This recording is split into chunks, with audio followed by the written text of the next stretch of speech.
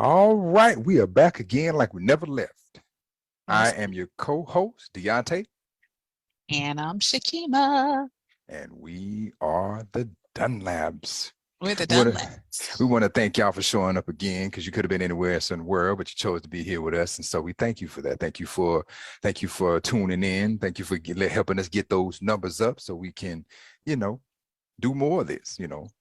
Take maybe we can maybe retire from our job so we can come up with some better content for y'all. You know what I'm saying? Because Yeah, that You would know be what I'm great. saying? That would be awesome. You know what I'm saying? But, I like my gig. So, I'm, I won't complain. I'm going to complain.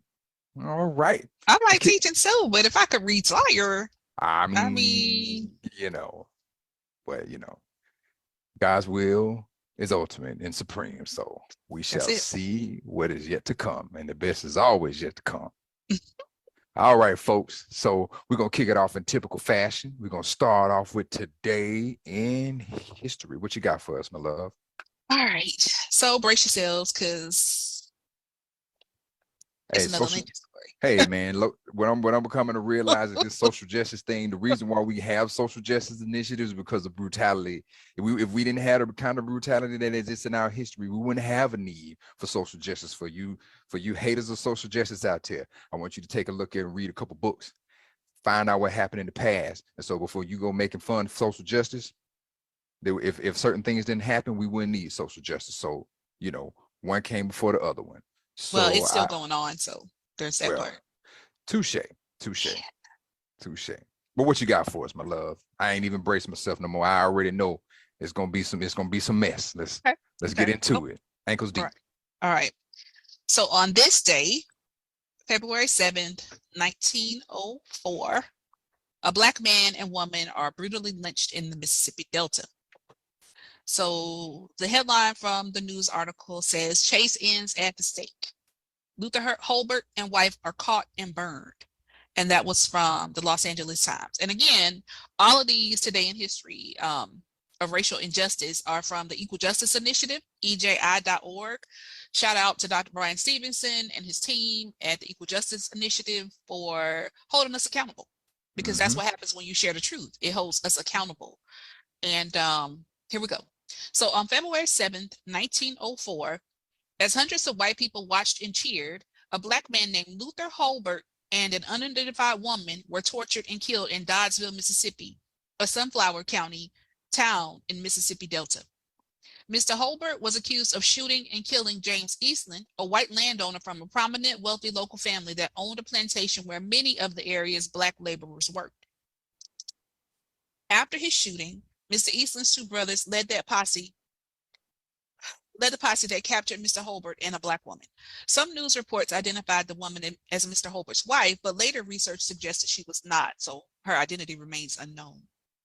Reports of the events precipitating the shooting varied. Some newspapers claimed that Mr. Holbert argued with Mr. Eastland when the white man ordered him to leave the plantation, while others stated Mr. Eastland had attacked Mr. Holbert for encouraging other indebted Black workers to flee the slavery-like conditions of bonded labor. Whatever the circumstances of Mr. Holbert's death, the gruesome nature of the fate that befell Mr. Holbert and his woman companion were undisputed. According to an eyewitness account published in the Vicksburg, Mississippi Evening Post, Mr. Holbert and the unnamed Black woman were tied to trees while their funeral pyres were prepared. They were then forced to hold out their hands and watch as their fingers were chopped off, one at a time, and distributed as souvenirs. Next, the same was done to their ears.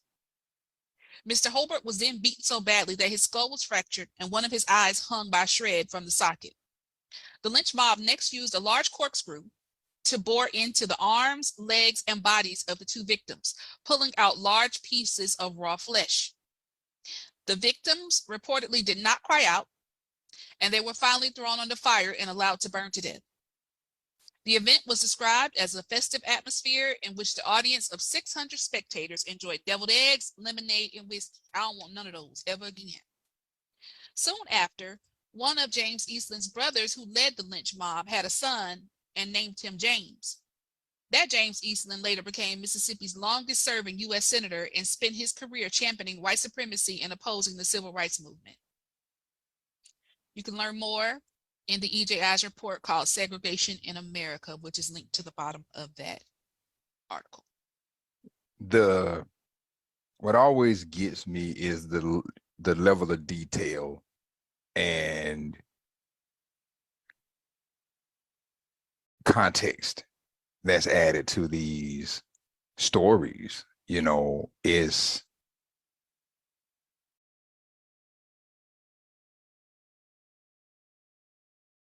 it leaves you speechless. You know, it's just a brutal account of just wow. You know, I mean, just to be the wrong color in the wrong place, man, and you know, and just have your whole world just turned upside down. And again, you know, it's not like, you know, this is fabricated. You know, this is like, you know, real history. And it's like, these aren't war stories. These aren't things you hear about on the battlefield. These are people just going about their regular day. You know, these are things that you hear, you know, these type of brutality you hear about in war stories and, you know, Heart of Darkness stories. But when you hear about just in a regular old town, just regular people minding their business, and then the lives are just, you know, their last few moments, the last few moments of those people's lives are just horrendous. And I just, again, you know, the darkness in people's hearts. It's just, and to call it something, and to call it festive, No, and but to I'm gonna say this. You know, I, as a Black woman, this will move me to tears, and it's taken me a lot to hold it together in this moment, because they couldn't even bother to figure out who the woman was. right, Like, where was her family? Surely she had loved ones. Somebody knew who she was, right? And for us to be knowing all these gruesome details about her final moments, but not even know her name, not even have a name. right? So I'm going to take a moment and hold space for my ancestor, whoever you are. You know, part of what we believe in the African tradition is that you're not even dead unless people stop calling your name. And I feel that by them rendering her nameless, they tried to avoid her very existence. But I call upon heaven and earth to witness that she did exist, and that she was loved, and that she is loved, and she deserved better than what they gave her. And I have spent I just remember my childhood being made so ashamed of my people, my ancestors, you know, like watching, you know, slavery movies and reading about, you know, how we were illiterate and we were this and lazy and slothful. And I can't imagine being more embarrassed by my ancestors than these people got to be embarrassed about theirs. I'm just going to say it. That's got to be embarrassing. And I understand why you don't want to know. It's partly because you don't want to be held accountable for making things right. But that's also got to be so humiliating to know that you come from a people who would do that to somebody. Mm-hmm. And you know, the people, you know, when you think about things like, you know, these things were not just recorded, you know, they were, you know, there's pictures, you know, that, you know, those folks, they did the typical taking the souvenirs. And you know, you just think about just all of the horrid, just the horrid things they, you know, they did, that's out there. And you know, and I can, and again, like you say, you know, to be apprehensive about that part of knowing, if that's someone's ancestor, that, if there's, one of these, a person out here and that's your ancestor, and they got this in their history, that they were either there or they participated in some of the dismemberment or was even in the crowd celebrating, I understand why they want to keep that hidden, but it's like you can't hide ugly. That's it. And what you put in the shadow will eventually come to light. And but again, I'm grateful for, sites like the Social Justice Initiative, because you learn, because if you don't know your history, like they say, you're doomed to repeat it. And if you don't understand the level of depravity and brutality that can exist in people, you will, you be jaded, into thinking that, it's something other than what it really was. And I think that, to know the darkest should bring out the better in people. To know how dark it can get should, inspire us all to be just better, because it's obviously a thin line, and, it's kind of akin to, and this is before I get into the topic about today in technology, but this is a good, it's a rough topic, but it kind of lends to what we're, to the subject matter of our show today, and that's Afrofuturism. Imagining a future different, better, than what we experienced as a people. I mean, it's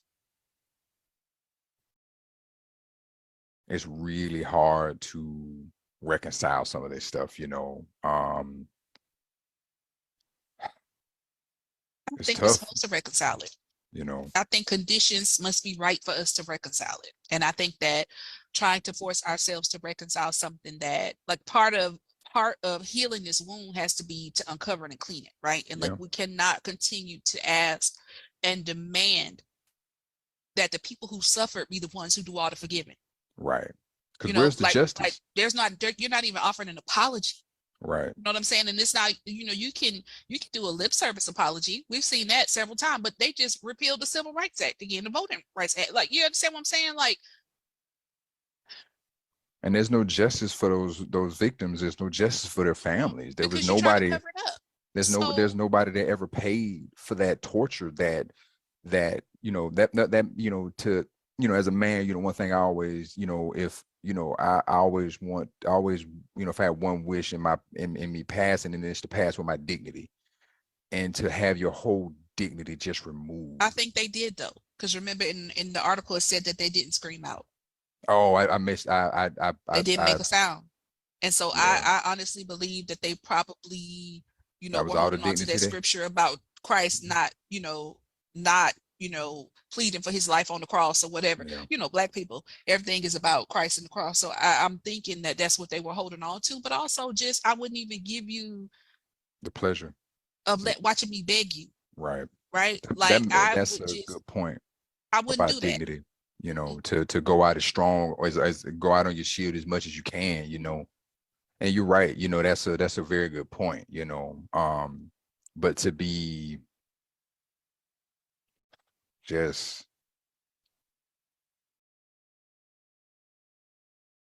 to not even be able to defend yourself, So I want to just say one last thing before you go on to the technology piece. I actually shared a tweet.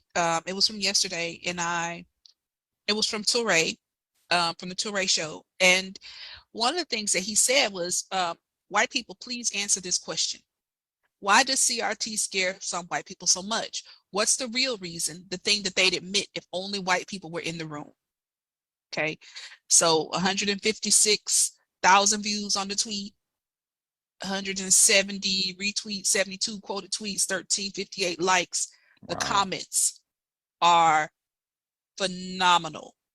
Okay, the comments are phenomenal. One lady said, her name is Lisa Bloom. She said, fear that if we really acknowledged how pervasive racism is today, we'd have to give up power.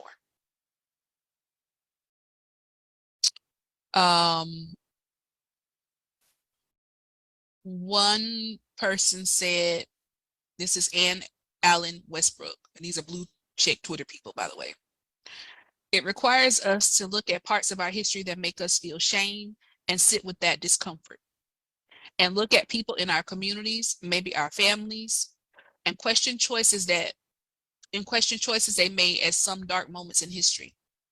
Not sure white people would admit this, even if only white people in the room. And then another white woman replied and said, yeah, I agree with this, including not even admitting it to other white people. So don't talk about the thing we can't talk about, but we know about, but we ain't gonna talk about it, because if we talk about it, you know, that's that unspoken. One, Christina Hicks said, she's blue check, they simply don't value the content, don't want it taught, and don't want to have negative political consequences for them.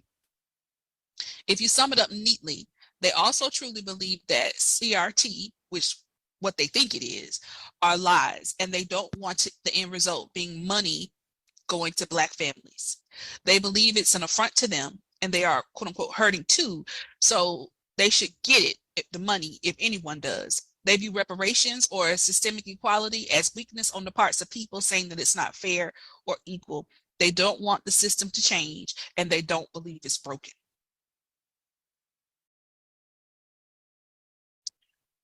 So That's deep. Yeah, and the last one I'll read, and like I said, I encourage everybody to go to Twitter and look at Teray's account and read this thread. If you follow me, this ain't us. This ain't me. This is the people speaking. This is, you know. And that's why I try my best to always bring receipts. Yep, bring the facts. I try to bring receipts, because you can say whatever you want to say about Deante and Shekema Dunlap, but these are comments that came from blue check Twitter people. I'm reading their ideas, their thoughts about this topic. And all he did was just invite them to comment. And they choose to say these things. And so the last one I'll say was, white people generally don't want to do the hard work of authentically coming to terms with their own privilege. It's much easier to deny history than to learn from it. And the crazy part is that that's only the standard for one side of the equation. We're constantly trying to learn our history, right? And with constantly trying to learn our history, there's that pain attached to that as well. Right. The more you realize that, like, these things have been in place for a long time, and it's going to take a lot of energy and a lot of bloodshed, unfortunately, to resolve this stuff. Like, it's okay for us to hurt as we learn our history. You understand what I'm saying? It's like, it's always a one-sided. It's okay if we hurt. It's okay if we feel shame. It's okay if we don't have wealth. It's okay if we get our land taken. It's okay if we get murdered and brutalized. It's okay if we do all the forgiving. But I can't learn my truth without also learning yours. Because every coin got two sides. We were in it together. Yep. So when I learn about my people, I'm going to absolutely learn about your people. Yep. You might as well do yourself a favor and learn about your people too. Because you can't stop the train that's coming. Once I start learning about who I am, once I start envisioning a world where I am free, where people don't get their fingers chopped off just because they looked at somebody wrong, what you gonna do with that? Let go and be dragged. And time is only, and time is a relative thing. You know, and this ain't it's history, not ancient history. You know, and the fact that it happened to any human being is, you know, in a so-called, you know, civilized society where, you know, we're supposed to have dominion over the earth, but we treat each other worse than animals. You know, it's insane, man. So that was my part. All right, we spent a good minute on that one. We still got to dig into the good stuff. This Afrofuturism. Yeah, let's talk about some technology. I Okay. want to give credit to give credit to thisdayinhistory.com is where I sourced this information from. And so we have two big, well, one of them is pretty big, but the other one is relatively unknown. But I will actually kick it to both of them. All right, so this day in 1958, the Dutch car DAF 600 is introduced at the Amsterdam Motor Show.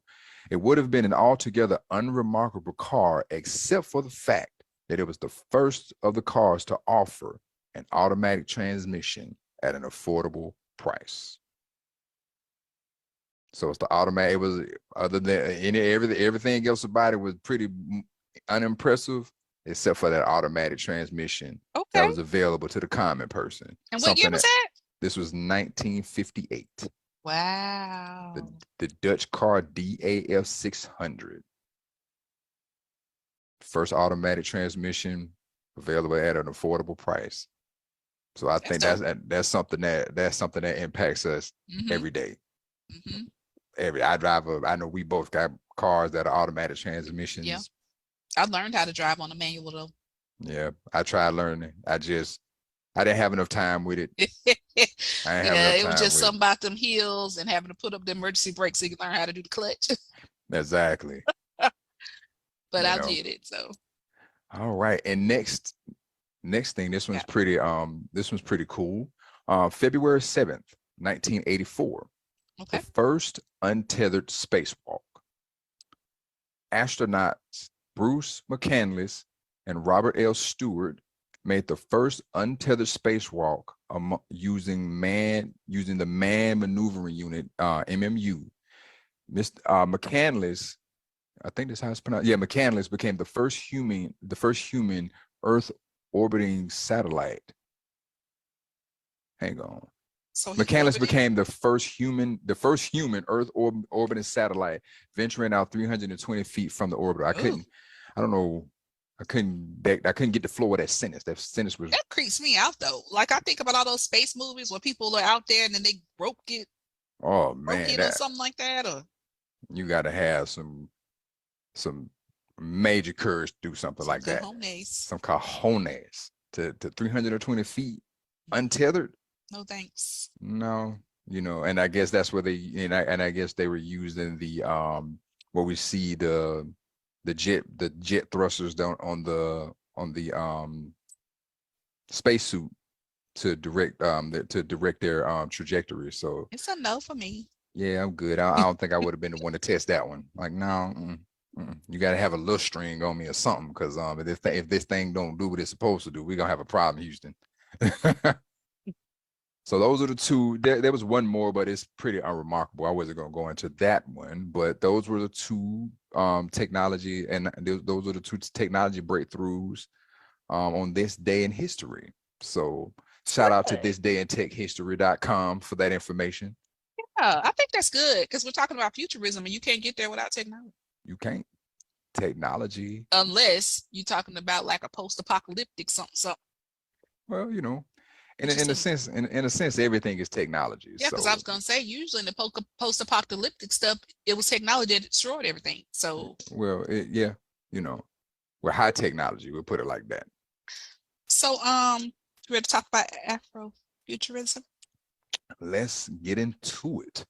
The Smithsonian defines this as an evolving concept expressed through a Black cultural lens that reimagines, reinterprets, and reclaims the past and present for a more empowering and inclusive tomorrow.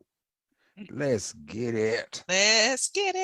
So, we like Afrofuturist stuff because we both like dystopian literature and that whole aesthetic, but where do Black people be at, right? Like when you watch these post-apocalyptic movies, y'all don't want Black people there?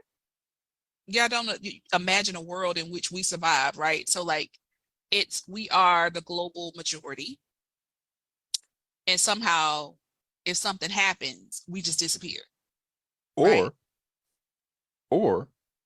remember, when one of us run, we all run. We dip like, something's wrong. So maybe, maybe the part of the story they don't tell you is that all the Black people left first. You might be right. While everybody else was like, oh, this ain't nothing. It's just a virus. Right. It's gonna go away. I ain't wearing no mask. Screw that mask, and you're right. We was like, you know what? Like, y'all can sit here and deal with this. I'm finna bounce. Right. Y'all, I've seen enough people eat enough people to, we gonna be over here and we gonna be watching y'all get, eaten by these jokers. Because I'm gonna be frank with you, only one demographic is excited about chopping people's fingers off and eating deviled eggs.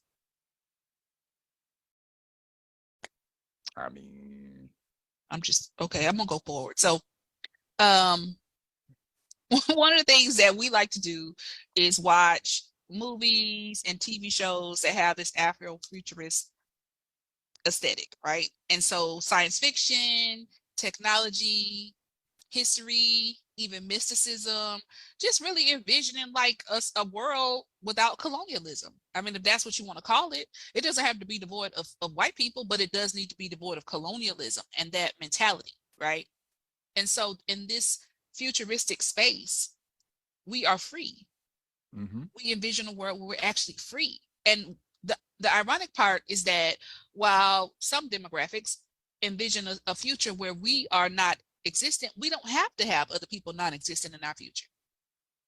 We just want to be free, right? So like, we don't have to have a world where like nobody else exists.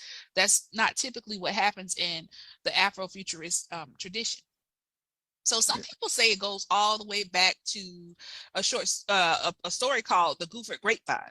And I don't know if you've ever heard of it, but it was Charles Chestnut in 1887. And in a time when people were like supremely stuck on Christianity and religion, he wrote about conjuring and hoodoo and stuff like that. And so a lot of people thought like, yo, that's probably the first instance of Afrofuturism, because he was willing to imagine a world beyond scriptures and prayer and stuff like that Black people actually do have other ways of existing in the world beyond Christianity. So if you've never read The Gooford Grapevine, please go take a look at it. It is one of my favorite short stories, and it's something that I typically teach. Like if I'm doing American literature for 11th graders in high school, I teach that. So take a look at that. Another thing I want to say is that it's sometimes attributed to a gentleman by the name of Mark Derry, and that is Dery. And he wrote an article called Black to the Future. And in that article, he talks about, and this was in the 90s, in the article, what he talks about is just the fact that we, being the purveyors of literally, there's this obsession with like being kidnapped by alien encounters, but really we were kidnapped by, like, people came to our land, whichever side of the spectrum you hold dear to, whether you're Black and believe that you were always here in this land, alien invaders came. If you believe that you're from Africa, alien invaders came and literally took over and kidnapped you and changed your entire existence. And so I want to read a quick passage from Derry's Black to the Future. And he says, the notion of Afrofuturism gives rise to a troubling antinomy. Can a community whose past has been deliberately rubbed out and whose energies have subsequently been consumed by the search for legible traces of its history imagine possible futures? Furthermore, isn't it the unreal estate of the future already owned by the technocrats, the futurologists, the streamliners, and set designers, white to man, who have engineered our collective fantasies? And so what that says to me, and I actually found some other articles in my research that talked about like how even when we envision a future for ourselves in which we are free, we can't seem to get away from those Western ideas that we have been raised with, right? So like, what does it actually mean to be free if the sum total of all your thoughts, all your dreams, all your fantasies are based on colonization? Mhm. So what do you think about that? That's a tough one, because the imagination is where everything sparks from. And if you only see yourself through a certain scope, that really limits your longitude, latitude, how high you can go, how far out you can travel. Is the captivating piece is the reimagining of the self. When you think about how pop culture and just the history that we've been given has kind of shaped our perception of ourselves. And that the Afrofuturism is very attractive because it takes you out of that typical paradigm, of being, of violence and poverty and depression and hypersexuality and being disenfranchised into, when you look at, worlds created, like Black Panther, where you have this cooperative society, where it's artistic and everybody, there's bravery and courage and brilliance everywhere. It's not this sink or swim situation. It's not this overly, because even like if we just take Black Panther for example, you look at Right. the scene where they show people in the market shopping, so there is you know you know there are commerce activities, Mhm. but it's not all that the society is about, and people can grow and flourish as creative and they're self-governing. They're shown that like we know morality, and we don't need this layers of society for people to be worthy. We don't need this caste system, for example, even though they had royalty, you know but it wasn't beyond royalty, it wasn't a caste system. Everybody was an equal citizen. So that's about being able to reimagine yourself, um just being self-sufficient, you know knowing your history, knowing where you come from, knowing who started it all, Uh-huh. and being able to chart your path forward based on where you came from. And when your history is riddled with things that are counterproductive to a bright future, it really limits it. And so that's what I love about the concept of Afrofuturism is being able to see yourself in a light that has structure, where you know who you are. Because one of my hobbies as a child, I was, when I still, I haven't done it in a while, but I used to draw and create all of these characters. And and for a long time I didn't see comic book characters that look like me up until like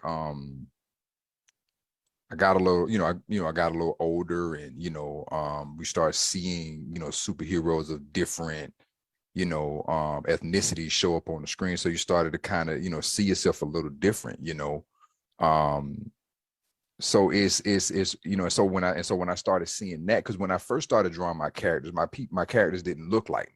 They looked like what I saw in the comic books, until I started seeing, oh, superheroes can be Black. And so my drawing style started to tailor towards characters that look more like me and the people that I knew.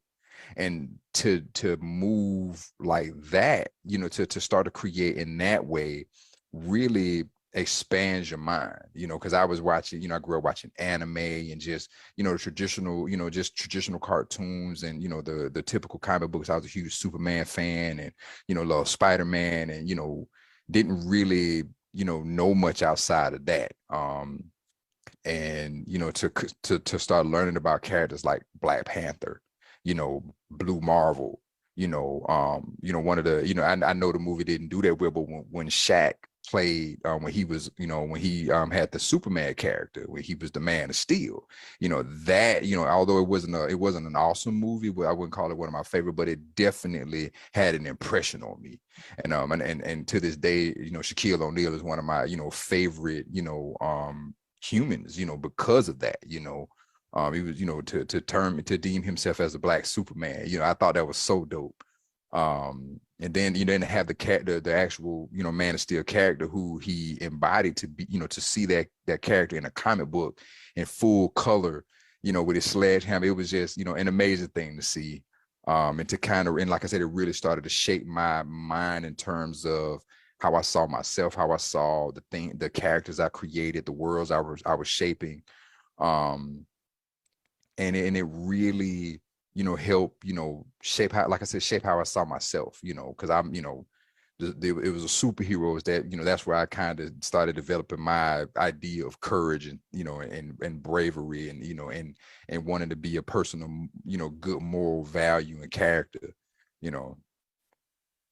So, but yeah, I really do like, a lot of the ideas, especially those who put it in their music, who write books about it, who, the movies that come out that really change the paradigm and how we've been, programmed to think to be, like Funkadelic when they first came out, and I'll never forget that video. And I didn't see it until like recently, but the guy that had the baby diaper on, I was like, brother, what in the world? But yeah. just, Funkadelic, Earth, Wind and Fire videos are giving that vibe. It just was a lot of stuff in the 70s, right? So like think about like the music of Sun Ra.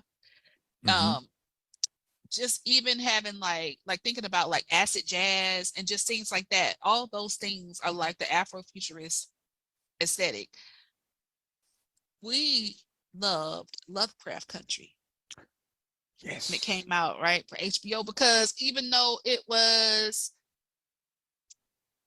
in the past, there was lots of Afrofuturism built into it because of the way that, like, remember when they had the episode with Hippolyta and they had D always drawing the Black girl in space? Oh, yeah. Oh my gosh, like was... just envisioning a world where like we can transport ourselves through space and time. And I feel like we really can do that. I feel like we can. We just haven't tapped into it. Yeah, I envision a world where we go beyond what we've seen, what we're constantly bombarded with, media images, just things that dumb us down and dull our senses, right? I think that when we tap into, who we really are, then I think that nothing is impossible for us. And I think about, growing up and watching things like, do you remember Meteor Man with Robert Townsend? Oh, yeah, I remember Meteor Man. Growing up and thinking that was so corny, right? Because I didn't know. Like, I was like, wow, that's corny. But that man was so far ahead of the game. He was so far. Like, I feel like we should just watch that again. Like, even Hollywood Shuffle was ahead of the game. And so just thinking about, like, Robert Townsend and what he has contributed to the culture, I feel like we don't give him enough credit. We don't honor him in ways that he deserves. But like Meteor Man was huge, and obviously that was before like Black Lightning and Static Shock and all those things. And so, man, I think we watched that show Foundation. For those of you who haven't seen it, go watch it. It's on Apple TV. That was absolutely Afrofuturist, but it did have unfortunately it did have like elements of that westernized oppression, because they were still like the haves and the have-nots. And so like if you're into that stuff, like I even like, even though it was set in the past, I feel like the aesthetic was there with The Harder They Fall. Yeah. It was set in the past, but it definitely had that self-determinist. Yep. Self-directed. We are free. We're in our, they had stuff going on, but they were absolutely free within that environment. And I think that that film had elements of it. So like music wise, I'm thinking about like Janelle Monáe. She's always been futuristic about that aesthetic, always. Jamiroquai. You remember him? I remember Jamiroquai. Yeah, like that. Jamiroquai, Flying Lotus, things like that. Like all of that is a part of that Afrofuturist. So like those of you who are like, oh, I get it now. Like I have seen those things and I have participated in those things. Kindred is now out on FX. So if you have Hulu, you can watch it on Hulu. That's based on Octavia Butler's novel by the same name. They did take a lot of liberties with it, you know, but part of what Butler was saying in that novel was about the idea of Sankofa, that Afrocentric concept of going back and seeking that which was lost in order to go forward, right? Like you won't be able to determine where you're going until you figure out who you are. You've got to absolutely go back.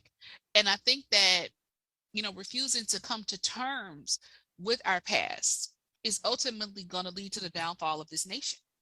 We have a choice that we can make.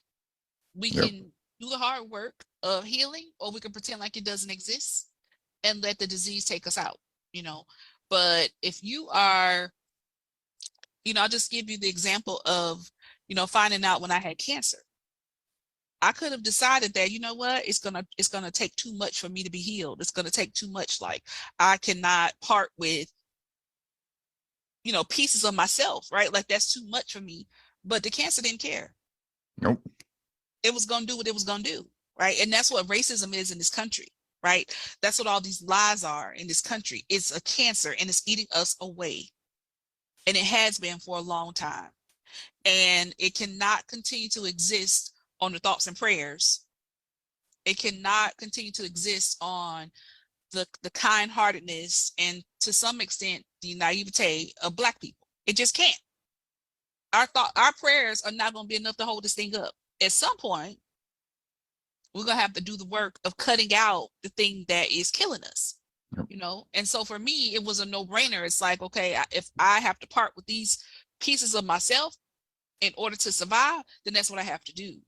And whatever the pain it is that I have to face, which at that point I was unknown, I perceived that it was worth me getting healed so I could live. Yep. And that's the same decision that America's going to have to make. Yeah, and it's the fear of the unknown. It's like, well, it's what you know versus what you don't know, and you know, and most of us rather deal with what we know instead of the ambiguity of finding out or dealing with something that we don't know. You know, you can't stop it. And that's the hard part, is convincing people that there's better, you know, that it can be better, you know, that if we address the issue, you know, if we can address the issue that's obviously in the room, we can make things better for the collective, not collector, but for the collective, you know. So yeah, no, you're right though. You're right. But forward is backward. Yep. It's the clean is exactly. You can't move forward full steam with baggage on you. It's gonna only drag you down. And that's the truth. And the only way to your future goes through our past. Very true. Ain't no way around it. Yep. In order for you to get the future that you dream of, you got to go through our past. If you don't address the iniquities and the injustices, they're going to always be a sore thumb. It's going to always be things to hide. So, you know, that's the thing. If you ain't got nothing to hide, you know. I love it. So tell me, you know, I was thinking about the idea, you know, of Afrofuturism, and if you could think of like, what's your favorite film or television show with that aesthetic? Because you always come up with good ones. Oh, just take a moment.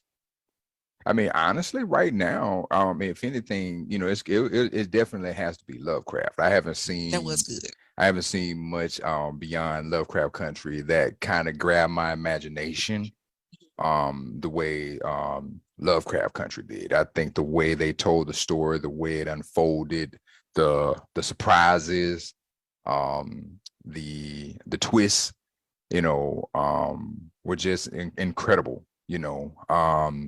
So right now it would have to be that. It would have to be Lovecraft Country. And aside from that, you know, Black Panther. You know, I thought that was a really a fantastic take. You know, I think how they reimagined it from the comic books was incredible. The way they brought it to life.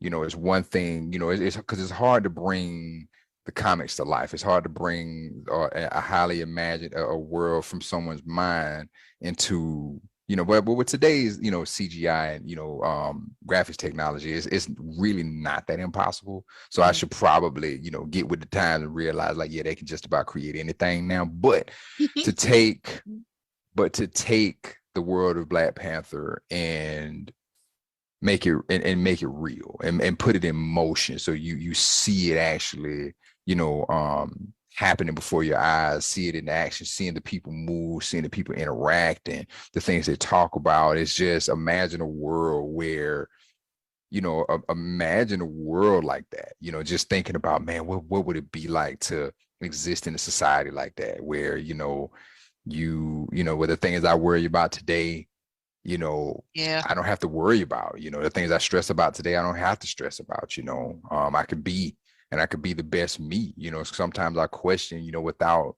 the stresses and the pressures of being an adult man, an adult Black man, you know, in this country. Sometimes I wonder, like, who would I be without the weight that I carry? That's it. Without and I know some people will argue that there's no progress without struggle, and I don't disagree with that, you know. But I don't think that your struggle should span across your life. You know, I do believe there are seasons of growth. But I don't believe that, you know, trauma should be the only movie that plays in your mind and your past, or struggle or stress, you know, or whatever that got you to where you are, you know. But I think about the pressures, you know, that even, you know, my ancestors and my family went through, and everybody could just imagine who we would be as a family if we had better conditions, if we had different, you know, conditions that enabled us to do more, and to, you know, and to be without the stress, you know. But, you know, as they say, you know, every level come with a devil, right? So it would probably be a different set of circumstances that would make things difficult, you know. But I try to imagine, you know, who I would be without these, you know, those things that shaped, you know, some of my thought processes, some of my perspectives on the world, and how I carry myself. I wonder, you know, who I would be sometimes. It's an interesting thought, you know, to be fully empowered, you know, who would I be? You know, what would I do? You know, it's one thing to say in your mind, but when you're there and it's in your hands, that's a totally different thing. You know, so sometimes I imagine a world where I could be completely in control over every aspect of my life.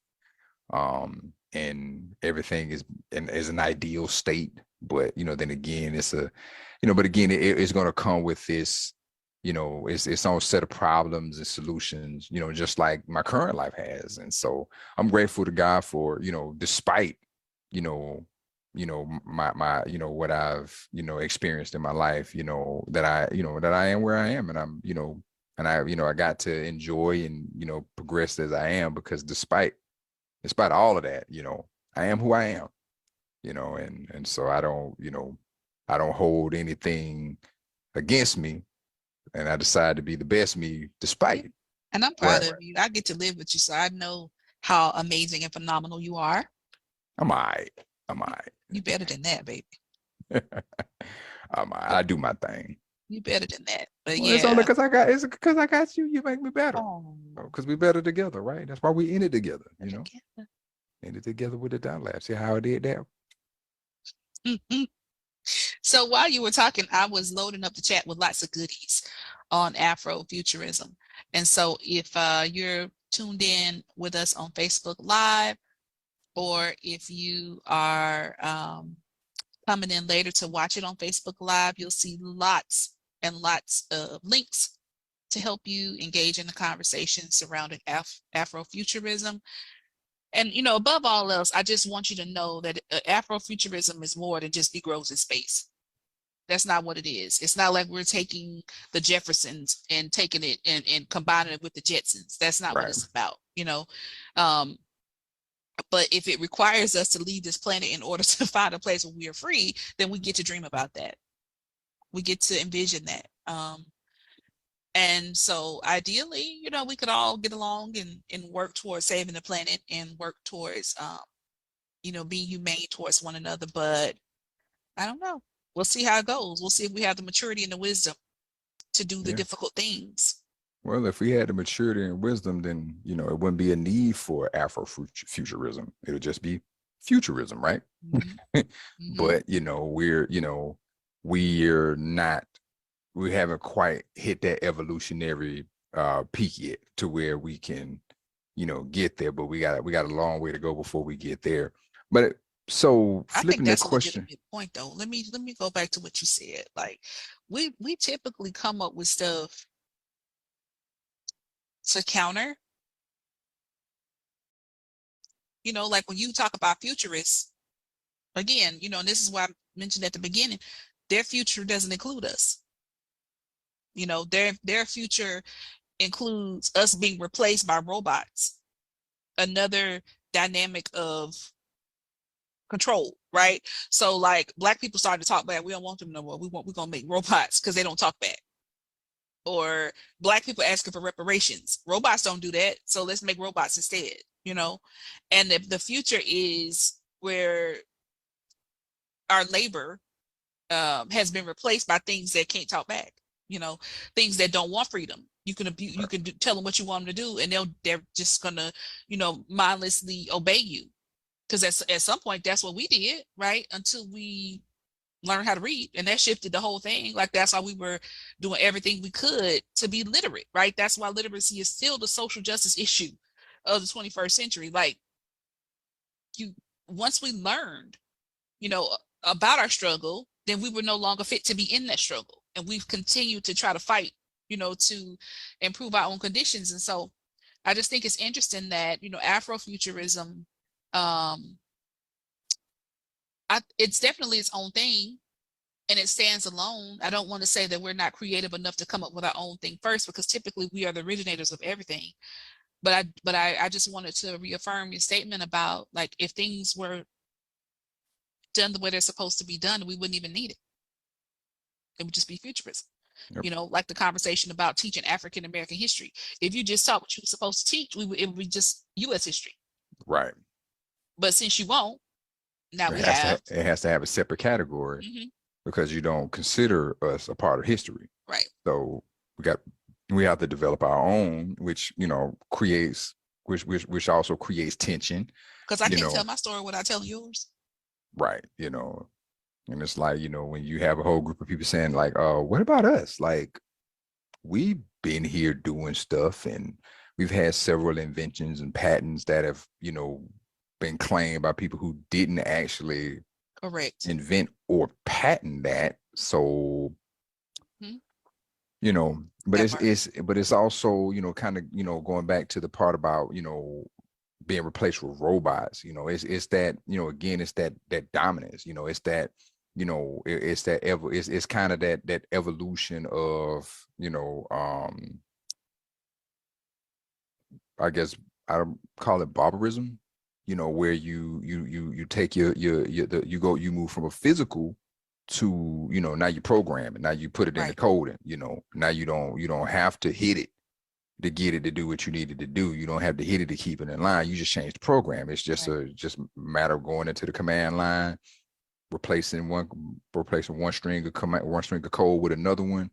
Boom, you got a totally reprogrammed, you know, machine, you know. Which is what they accuse everybody else of doing, right? We don't want you to program our children. Right. But that's what schooling is for. So it's somebody's programming. It's automatically going to be your, so you know what I'm saying? Like it's somebody's program. It's somebody's decide, like curriculum is literally deciding what is worthy of knowing, how to teach it, and who's going to teach it. Yep. That's what curriculum is. And so, like, if you are saying that learning the truth is programming children to be against you, then what have you been doing this whole time when you weren't telling the truth? Right. who were you programming? And what were you programming them to think and to know and to become, right? And so you can't deny that it's programming. You just want to make sure that you're the one that's in control of it. Right. Because if you control production, if you control how things get done, then history, the truth don't matter. Because it's like I can keep going without that. You know, I don't have to appease anybody. If I have a fleet of robots that I can just say, hey, go do this, you know, program to do that. You know, I don't have to worry about, you know, appeasing people here and, you know, doing things here. You know, that's why you have so many people that frown up against a lot of the social justice initiatives, because you can't treat people like garbage. You can't ostracize people and expect people to work for you, to patronize you, you know, to patronize your business. You know, you can't do that. But if you don't have anybody that you have to say cater to, and I don't want to say cater to, somebody that you have to be responsible to, you know, or somebody that you have to hold space for, you know, or respect for, you know, is, you know, when you don't have to do that, you can do what you want. And, you know, and I think that's that, you know, that's that greed, that unbridled, that's what happened when greed is unchecked. When greed is allowed to flourish and propagate and become so, you know, like racism, so pervasive, you know, to where it's, you know, almost woven into everything, you know. Well, because you know, racism is rooted and grounded in greed. Yeah, or one begets the other. You know, it's like you are so greedy that you created racism to justify you taking everything. You know, I was listening to the Karen Hunter show today. Shout out to Karen Hunter on SiriusXM Urban View. And she said that white people own 98% of the land in this country. 98% of the land. And land is wealth, right? Mm-hmm. And her question was, you know, what would this American experience have been like if we got the 40 acres that we were promised, right? And the people who did get land, however they got it, whether they bought it, were, you know, Mound Bayou, they were, you know, they made a deal and they got the land, whatever the case may be, what would it be like if A, we had gotten those 40 acres, and B, the people who did have land were never robbed of it? Right. Because it ain't always sold, nor is it inherited. A lot of it is stolen. And there's a documentary called Banished that I can probably put in the chat. It was on PBS. It came out in 2006, but I'll put the link here in the chat. And y'all, like, it's all the sundown towns, all the places in the US. Like, they had a whole documentary about Black people who lost their land, you know, who were given until midnight to get out of town or they were going to be murdered, you know. And so 98% of the land, like, how do you even compete with that? You can't. Like, how do you even compete with that? And now that they own it, how do you get it from them? Unless they sell it to you, or unless you take up the habits that they had and run them out. You know what I mean?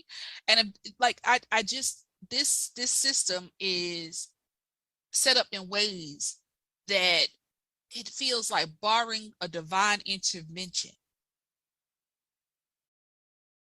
we won't ever get out of this, right? And that's why Afrofuturism is so important. We got to at least be able to dream about a world where we're free. And that's also what I was saying about that evolution point.